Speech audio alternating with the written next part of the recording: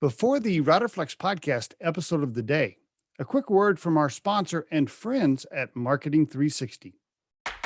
Try the #1 marketing platform for small business. Everything you need from design to marketing to CRM. Learn more at marketing360.com. Marketing 360. Fuel your brand.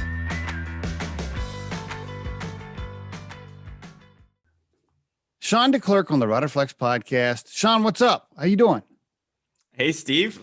Doing well. Glad to be here today. Cool story, man. I was looking up Kickfurther this morning when I was having some coffee, getting ready for the podcast, and I listened to some of your previous podcasts while I was on the treadmill. So I love the story. I had heard of Kickfurther because I live in Colorado near Boulder.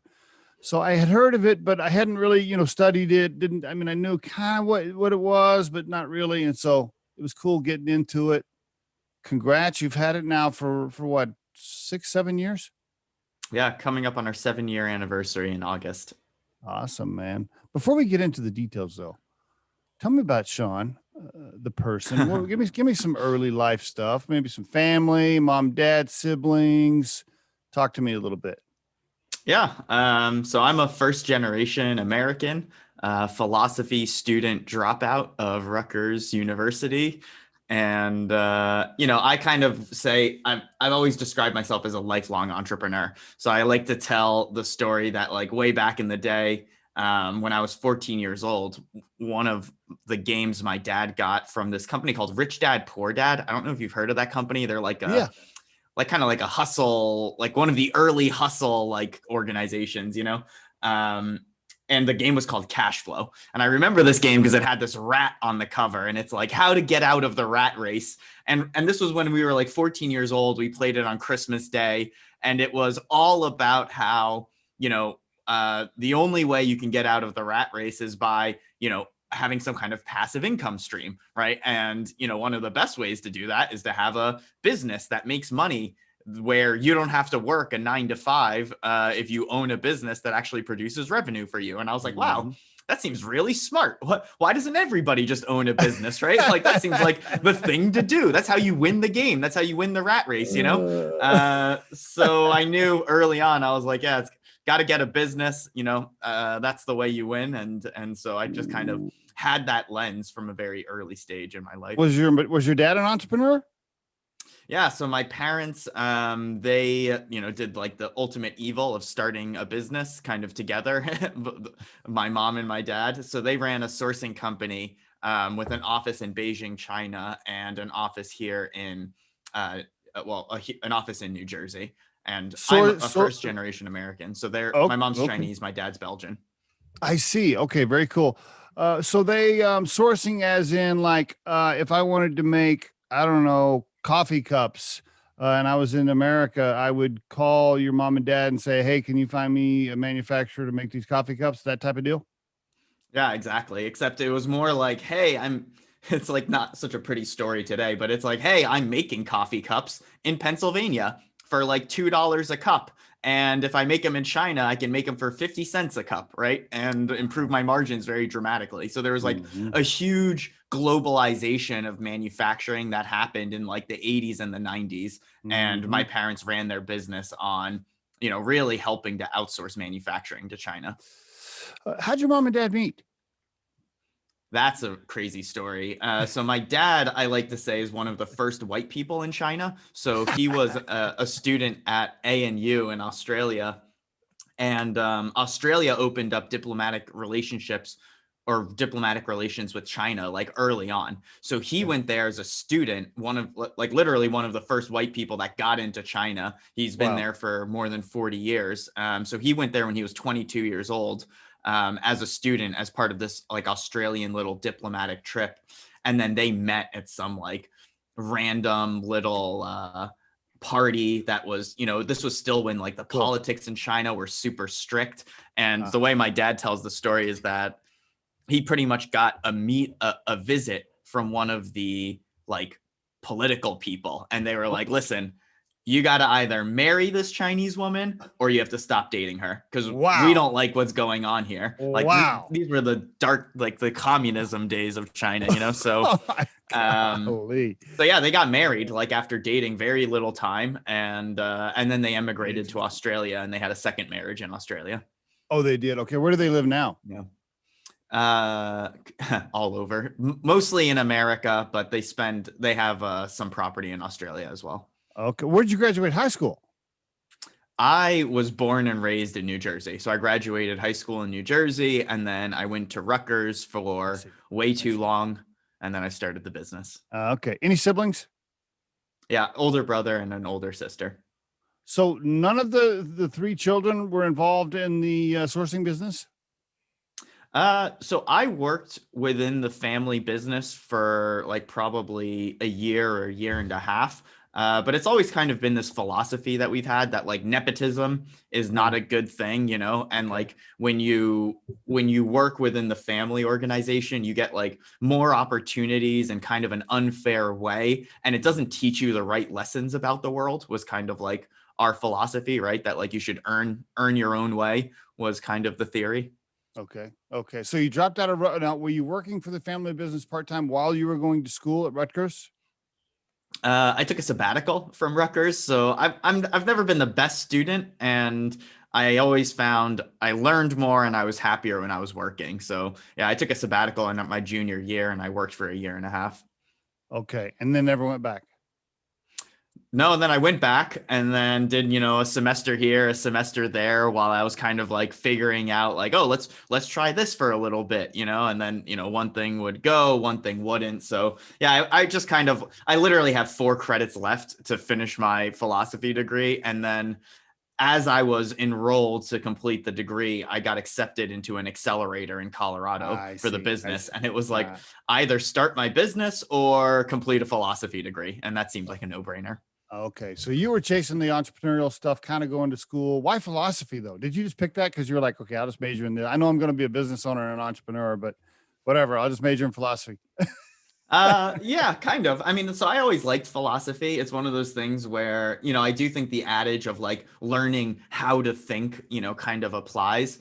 I enjoyed logic in philosophy, so that's probably what drew me to philosophy more than anything else. And when I was young, I was a very argumentative. And so initially I was thinking that, I would take a philosophy degree into, law school and then maybe become a lawyer. And I decided that wasn't the life for me. Were you, so you were pretty headstrong, opinionated kid when you were young? Were you like, I know everything and I'm all that super cocky? Yeah. Definitely a little bit of that. Also, like maybe even more devil's advocate, right? Like always trying to take the other side to like argue for the sake of arguing, I think is like how people around me would characterize it. You got that from your mom or your dad? Probably a little bit of both. All right. So you're in college, you're trying stuff. You want to be an entrepreneur. What you got accepted into the accelerator program in Boulder. Had you been out West? Like, well, you were all around the world, I guess, but had you been to Colorado before you got accepted? No. So we just applied all online, kind of Googled like, we applied to a pitch competition with the business model and then we lost. And one of the judges told me, oh, you should apply to accelerators. They're actually interested in your type of business that has high growth potential. And I was like, what's an accelerator? So then that night I went home, Googled like how to apply to accelerators, right? And then put in 7 applications. We got into Boomtown in Colorado. Hadn't even really heard about Boulder or like knew the scene out there, And then I Googled and I just looked into it. I was like, wow, this town looks awesome, like home of tech stars and all this other good stuff. So yeah, it was pretty exciting. Who's we? You said we. You had some co-founders, and what was that business that you got accepted for in the accelerator? That wasn't for Kickfurther. That was for something else, right? So it was called at the time WeBuy Incorporated, which is actually how we incorporated the business. And the theory behind the business model has changed a little bit, but yeah, it was still the same idea of, I see. I would say, if anything, it was maybe a bit of a bigger idea where we were talking about how to open up physical product entrepreneurship to everyone. It was kind of like a distributed commerce idea. And then we kind of really zoomed in on the funding of inventory piece once we got out to Colorado and started talking to businesses and saw, where was the real problem that we could solve. Okay. So it was Kickfurther, but just in a different form, a little bit different name. Who's we? You had some co-founders? Yeah. So in the very early stages, my sister helped me with the pitch out to Miller Lite Tap the Future. So she helped me with the design and all the graphics and stuff like that. And then when we incorporated, accelerators don't like solopreneurs. So that's like one of the things, they look for teams that have co-founders. So I remember I applied to the accelerator and they were like, you have a technical co-founder, right? Like you can't create a website without somebody that knows how to code. And I was like, yeah, of course I have one. He'll be on the next call, right? And then that night I go on Reddit and I'm like, who wants to start a company with me? Like, and that's like literally how it happened. I put my business model and I essentially pitched Reddit on the web development subreddit, and I found my co-founder through Reddit. We had like 3 or 4 phone calls. He hopped on the next virtual interview. And then the first time I met him in person, we were moving into the same apartment in Colorado. That was my first in-person meeting with my co-founder. Is he still involved in the business? We parted ways about 18 months into it. Yeah. Okay. 18 months into it. Okay. Now, hopefully when you parted ways after 18 months, he left with a very small piece and doesn't own like a giant portion of the company at this point. Well, at this point, it's like after several rounds of dilution, right? Like it all kind of, everyone got crunched down. He vested, we had a standard 4-1 vesting schedule. So if you look at 18 months and you're talking 18 out of 48, that's like more than a third. So he vested for a pretty significant chunk of the equity we granted. And, to a certain extent, I'm like, look, those first 18 months are the most important, right? If I didn't have him as a co-founder, I'd be nowhere right now, right? So I don't begrudge him any of the equity that he earned. He was a critical part of what we did in those early days. That's a nice comment, Sean. If we have a few beers, you can tell me what you really think. No, I'm just playing. Let's don't burn any bridges. That's my philosophy. You're right, bro. I mean, we could talk about this particular topic of early co-founders coming in, grabbing equity and then leaving. And then the other co-founders work their ass off for the next 5 years. And, we could do a whole show on that. Right. And how to draw up the operating agreement or the cap table to protect yourself from that happening. There are different ways. If you're listening to this episode and you're thinking about taking on an entrepreneur early on, there are different ways to protect yourself to grab some equity back, depending on how you set it up. So if you're listening to this episode and you want to email Riderflex and ask me some questions around that, we can get into it, but I don't want to do a whole show on that. And I'll just share, I wish I had this resource when I was getting started. There's the National Venture Capital Association has template documents for everything. So if you're looking for vesting agreements, anything like that, NVCA, I think it's nvca.com or .org. And they've got everything you need templated for you. So that's nice. Yeah. There's great ways to kind of try to protect yourself a little bit.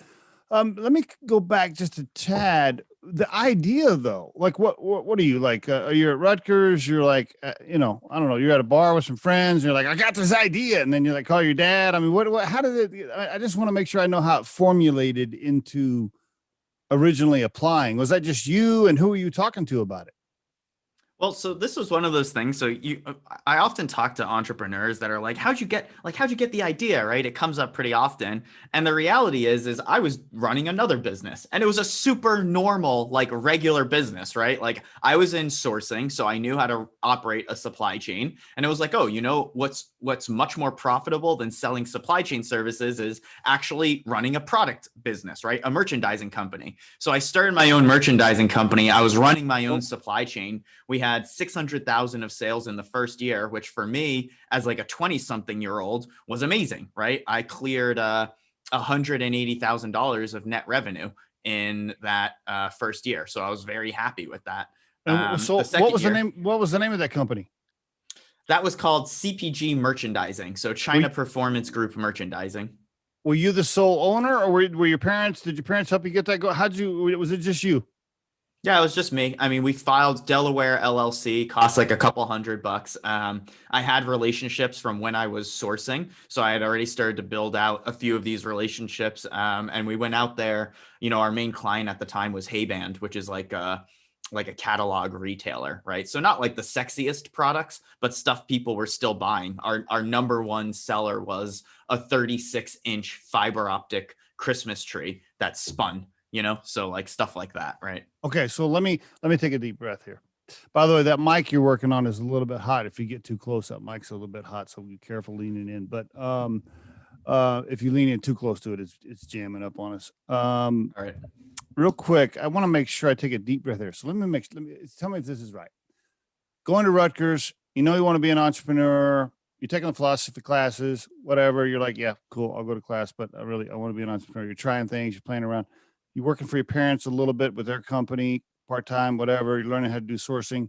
While you're doing that, at some point, you're like, I'm going to start my own thing that's kind of tied to what I learned in the sourcing called CPG merchandising.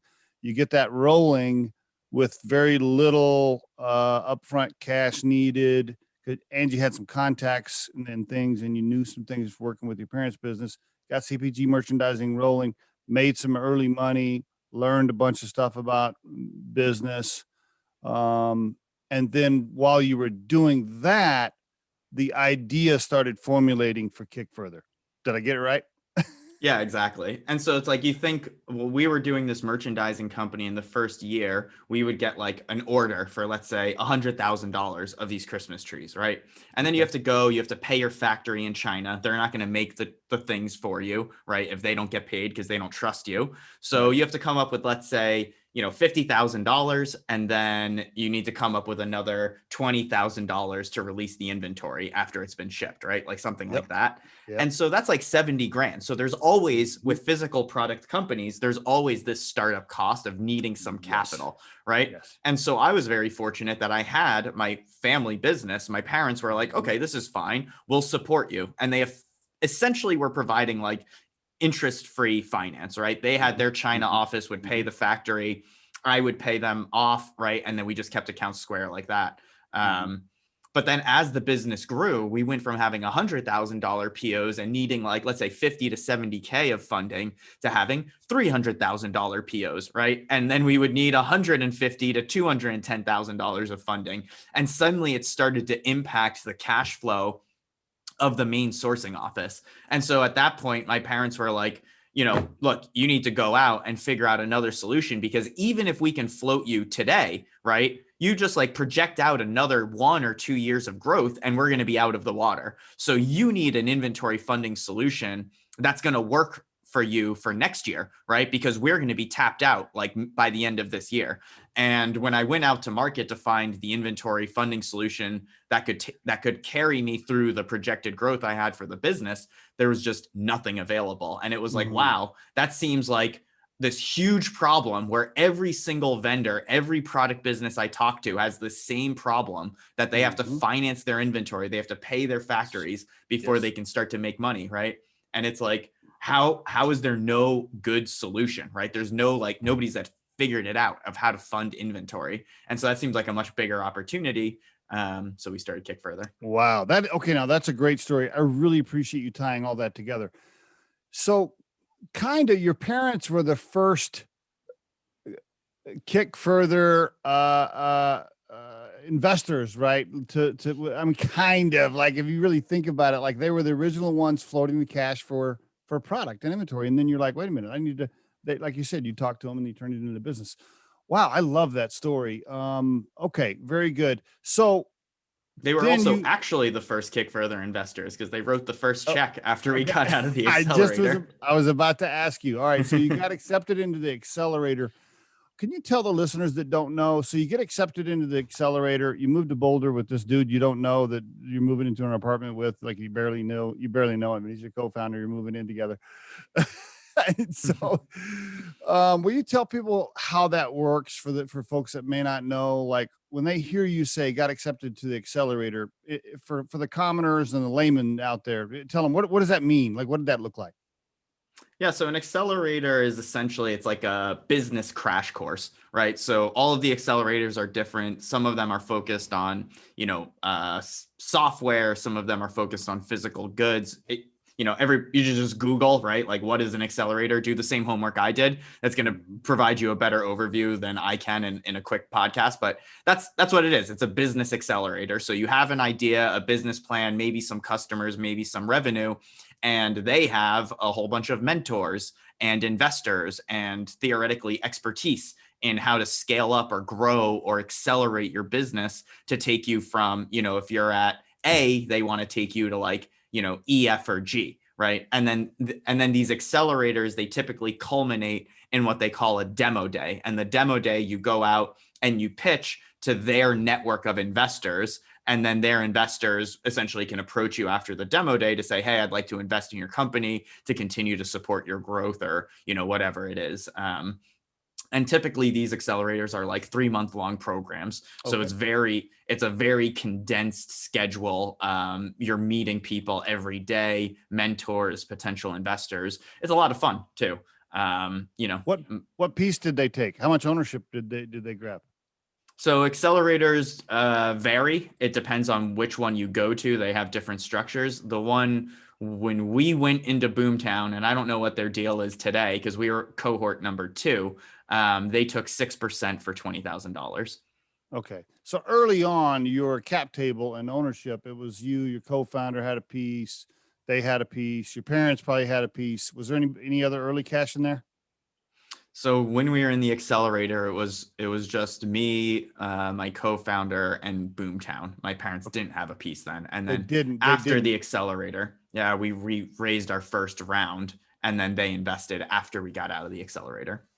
What was that conversation like with your mom and dad at the kitchen table where you're like, look, just I need what'd you ask them for, by the way? What'd you say? 10 grand, 15 grand? Well, I can't remember. Or was it a lot more than that? We raised our first round was 575,000. We not all from my parents. They gave us 30K on that, Okay. Okay. to get us started on that. And Was your dad like, hey man, this is part of my retirement. Don't mess this up. yeah, well, pretty much. I mean, a little bit of that. The other thing is that we got out of demo day. We had a term sheet on the table for $500,000.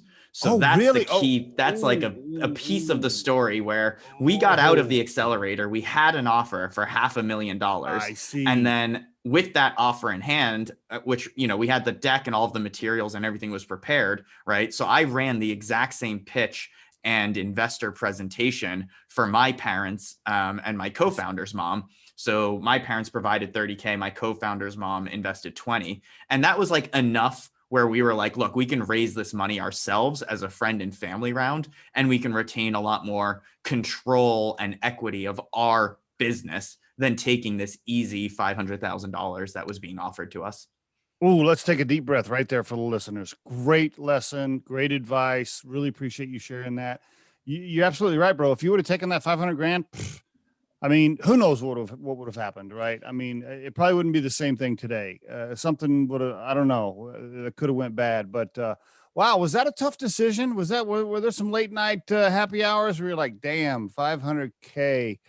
Woo, man, what can we do with that money? And was that tough for you, or you just knew right away, I'm not doing that?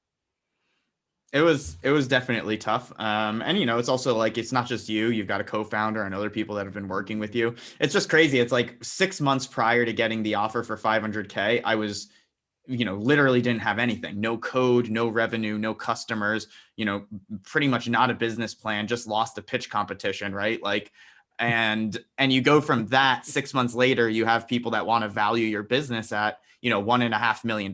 And that feels great, right? Like, wow, I created something worth $1.5 million in 6 months. Like, wow, that feels so good, right? And it makes you really feel like the cock of the walk, but but then, it's kind of like sobering where you look at like the terms, and anybody that's going to come Right. in, at least with my experience was that people that are coming in very early with big checks like that, they Yep. also have very restrictive covenants, right? And then when Absolutely.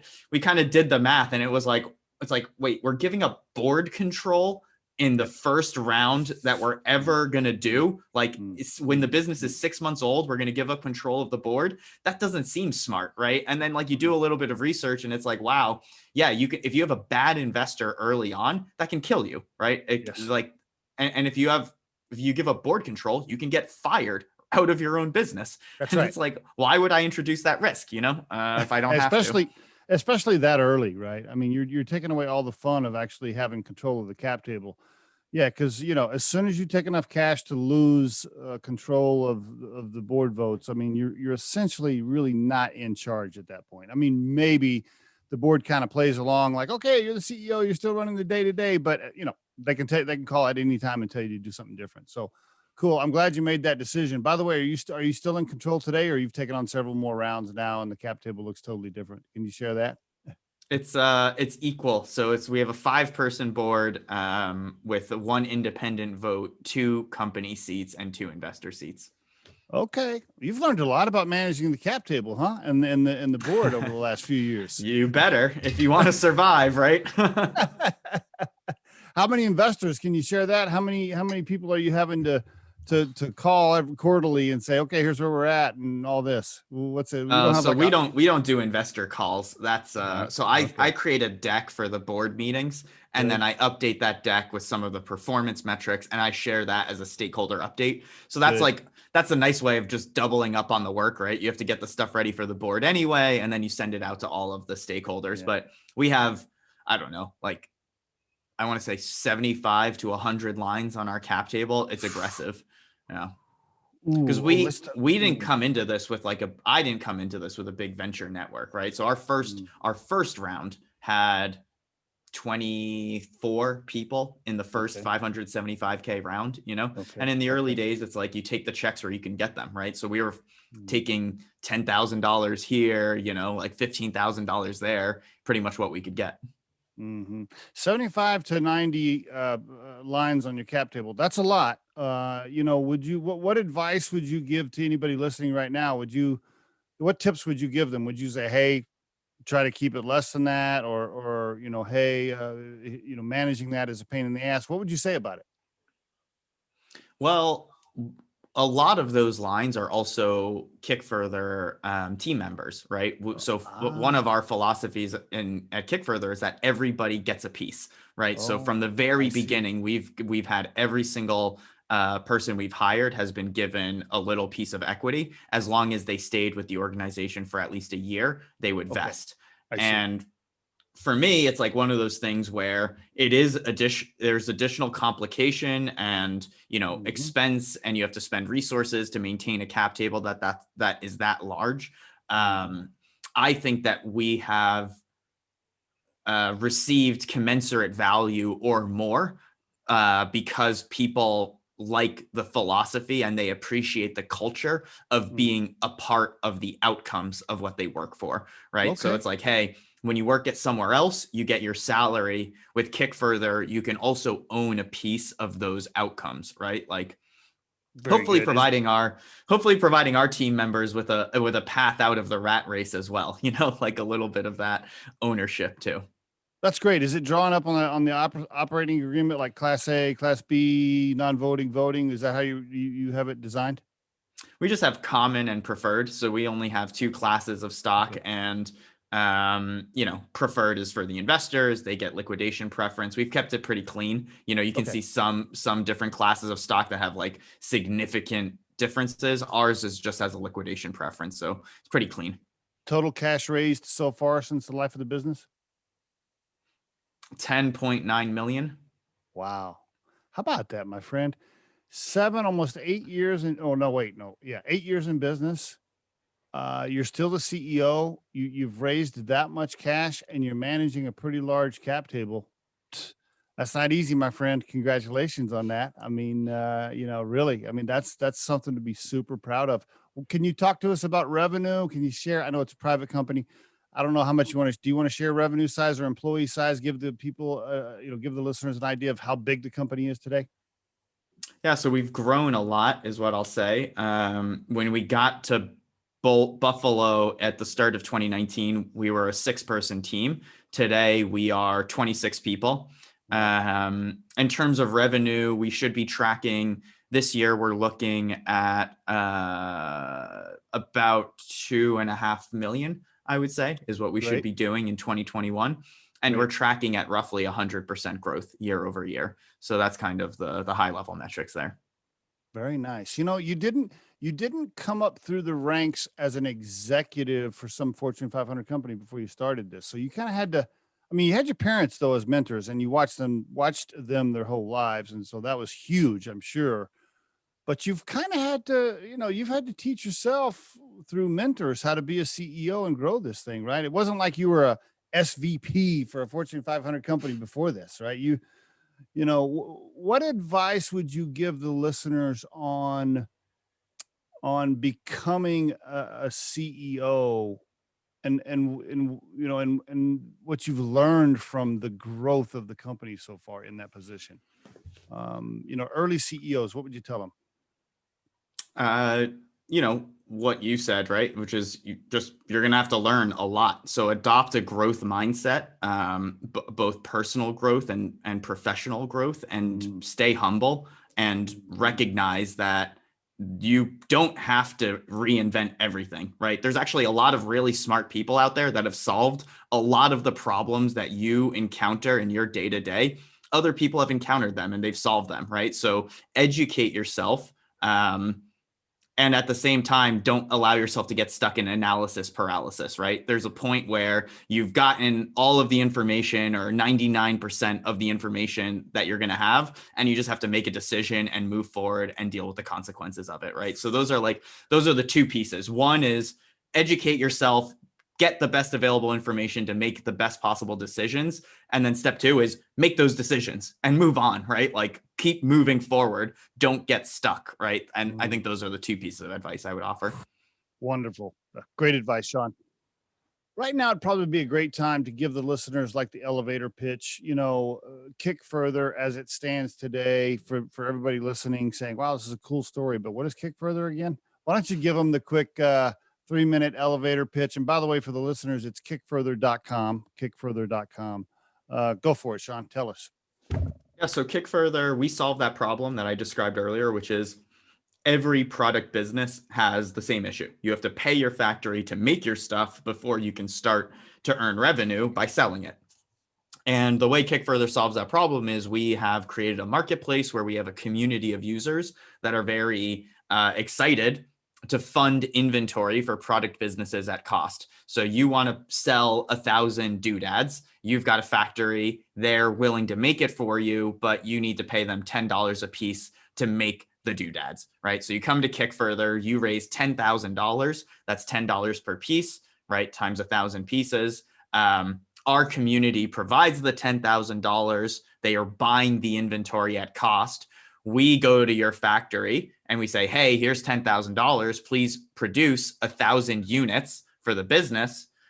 We have those pieces produced, shipped to the business. And then as the business sells through the doodads, like let's say we ship them 1,000 pieces and then there's only 900 left after a couple of weeks of selling them, we issue a consignment invoice. And then the business pays the consignment invoice, which we then distribute pro rata to the people that funded the inventory at cost. So essentially the business gets the inventory they need to sell, $0 out of pocket. And then as they sell through the inventory, they pay their community of users back with an increase on the cost from the proceeds of the sale. So it's pay as you sell inventory funding for businesses. How do you guys make money? What's your business model? We earn a 5% funding success fee when the deal successfully funds. And if you compare that like on Kickstarter or Indiegogo, right, it's like there's like they have their success fee and then they have a transaction fee, which normally it'll translate to like 10% total cost. Kickfurther is 5% all in, including transaction costs for the business. Okay, 5%. So you guys get 5% when it's funded. So no risk for you because you're not going to make a move unless it gets funded, right? Yeah. Yeah, exactly. Okay. I love that model. What about the people that give money? The individuals that, you know, if I want to put in $1,000, what's my risk and what's my payback? So if you want to put in $1,000, your risk is based on which company you decide to fund. So we have businesses that are on their, 40th plus deal, and they have, 40 successful completions on the platform. Use your own judgment as to what that risk is, right? Okay. In terms of what happens when the inventory doesn't sell, let's say you fund a bunch of comforters and you put in $1,000 and you fund 20 comforters for $50 each. If the inventory doesn't sell and we get possession of the inventory back, we'll reach out to you, Steve, and we'll say, hey, you've got 20 comforters. Do you want to pay shipping? And we'll have these comforters sent to your house, right? Because you're actually funding the physical goods and you could elect to take delivery of them.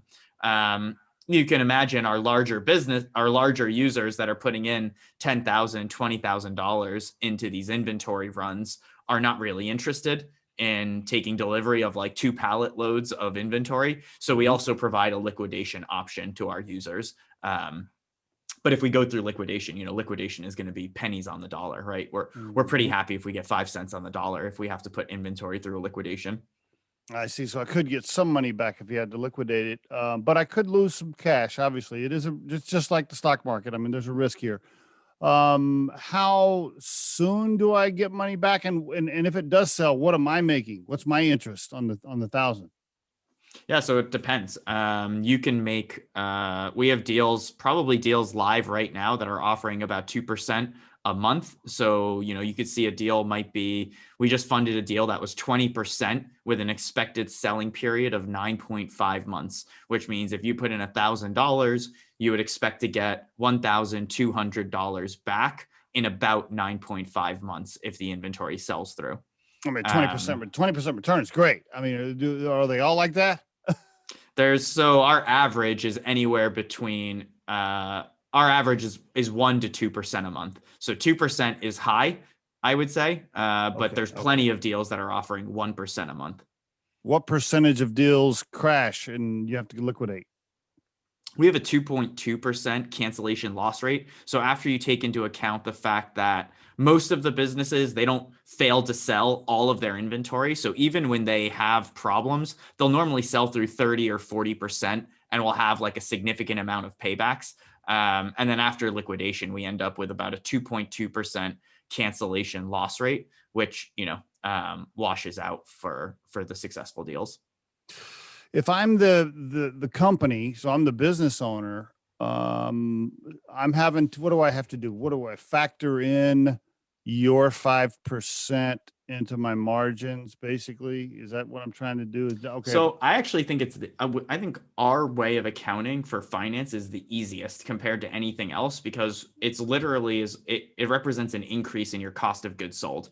So you take what Kickfurther's funding. If your inventory is $1 per piece, right? We fund it at another 5 cents. So that's $1.05 plus you offer 6% to your community. Now your cost of goods sold is $1.11 per piece. Everything else in your business model flows through the same. I see. All right. So my COGS basically are dependent on what I'm offering the investors and what I'm offering you guys. Couple of questions. You mentioned earlier that you contact the factory or the manufacturer. Do you guys manage the relationship? Do you find and source the supplier overseas, and I don't have to mess with any of that if I'm the business owner? No, we work. So the businesses will say like, no, not that level of service. No. Okay. So no, I still got to find my supplier and stuff. And then I enter, and then somehow you're connected to them a little bit because there's funds traveling back and forth between you and them. But yeah, you would provide us a quote, right? So you say, hey, supplier ABC, right, wants, $10,000 to make my inventory. And you provide us a quote. We reach out to your supplier. We verify the info. And then, if everything's good, then your supplier gets paid and you get the inventory. Okay. You said if we can get the inventory back, we'll liquidate it. You use the word if. When you say that, do you mean the company like has the inventory in a warehouse somewhere and the doors are locked and they're not letting you get it and shit like that? So it's actually what we found is that the industry actually plays we haven't had to get into a fight with a warehouse Okay. yet. So that's one of the things where we found that the warehouse, like they've got their own protections, and there's normally significant other inventory assets for the businesses we're working with, right? So we'll be funding maybe $100,000 out of $300,000 or $400,000 of inventory for these businesses that we're working with, right? We don't necessarily provide all of the inventory funding. Where we typically encounter issues is with a business that sells through the inventory and then uses the proceeds for something else, right? So it's like you can't get in trouble with Kickfurther as long as you don't breach our contract, right? As long as you pay us when you're supposed to, there's no way the Kickfurther contract can send a business into bankruptcy, because the worst case scenario is that you're required to return the inventory to Kickfurther, right? That has 0% chance of bankrupting a business. The only way that happens is if you sell our stuff, convert the money, which is a crime, right? You're using our money. It's to do something else with it, right? Buy ads because you think you'll be able to turn it over again.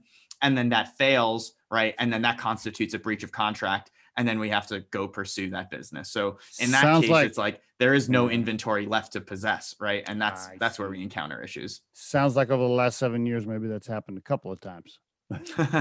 Yeah. And, for us, it's like one of those things where every time it happens, we go back and we look at, we have a checklist scorecard and we say, how could we have identified this risk on the front end?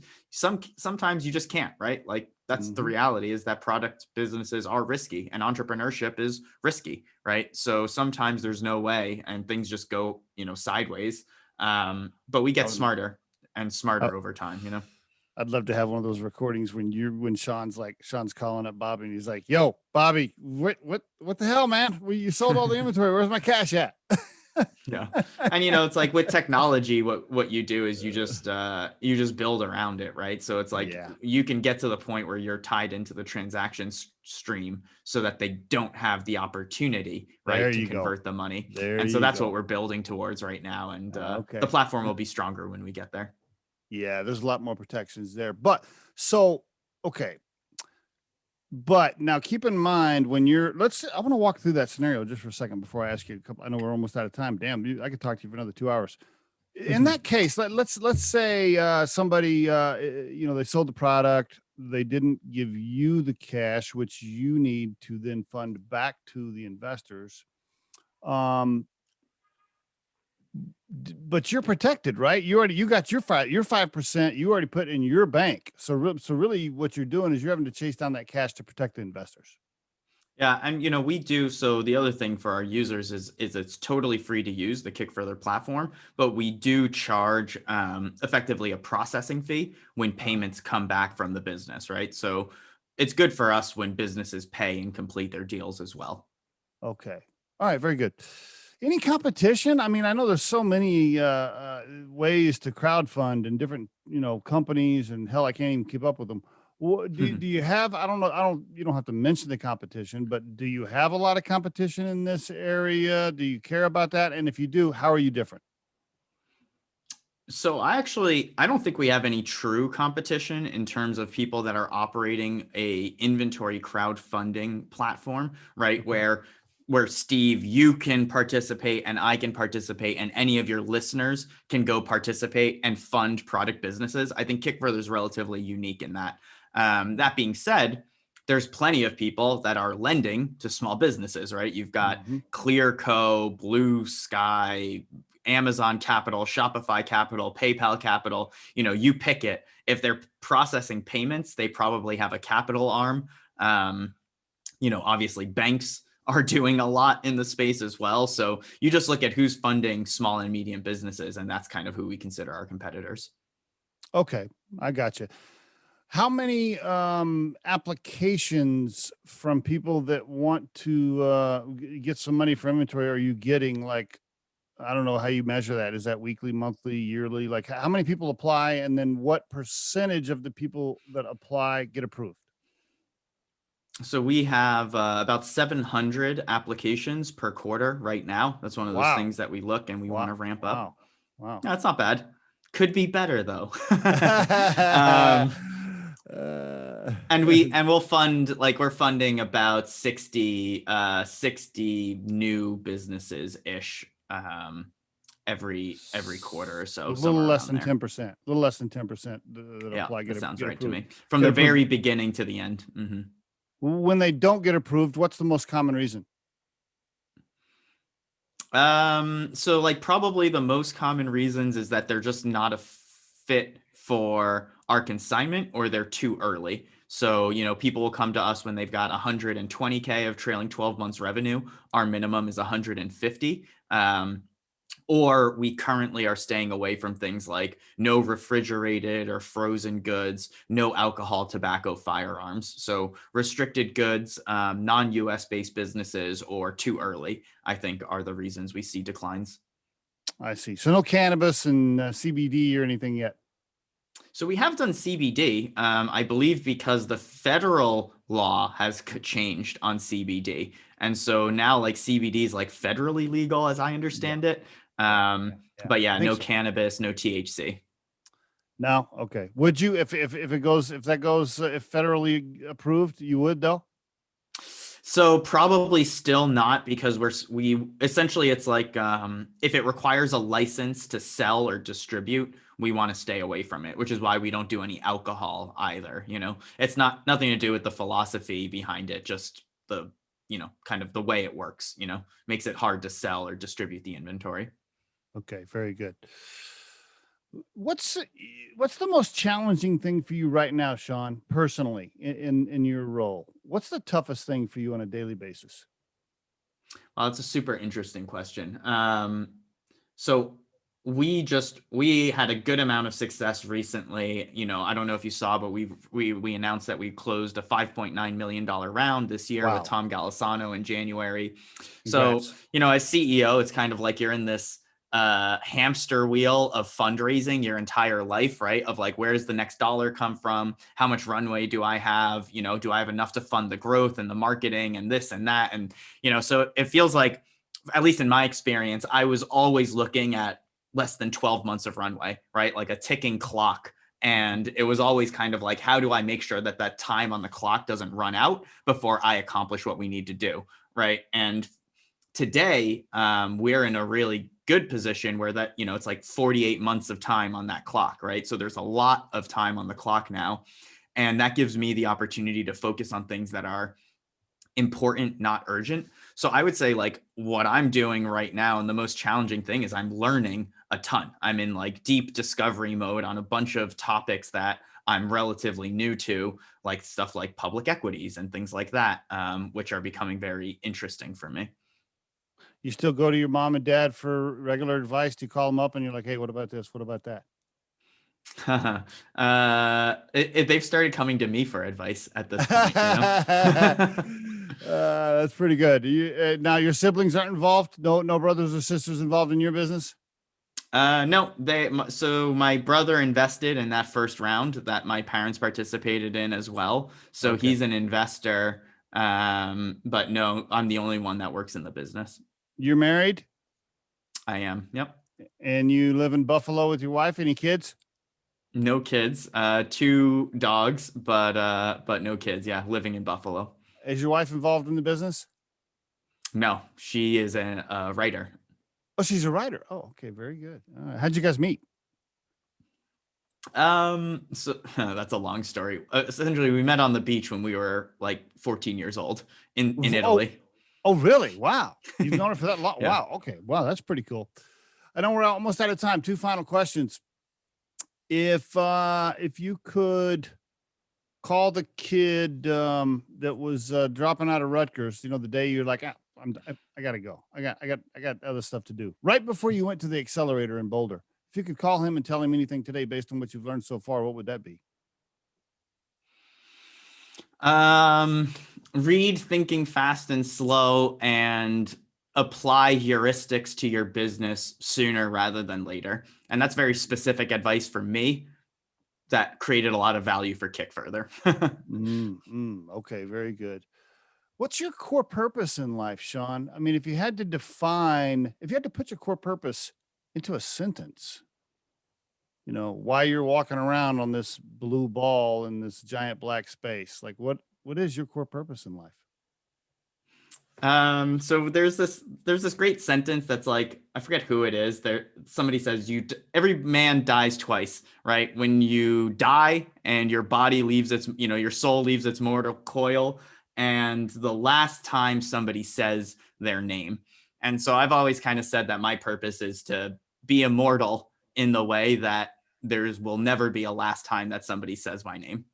Ooh, okay. You want the legacy for sure. Yeah. Legacy Okay. builder. That's what I'd like to do.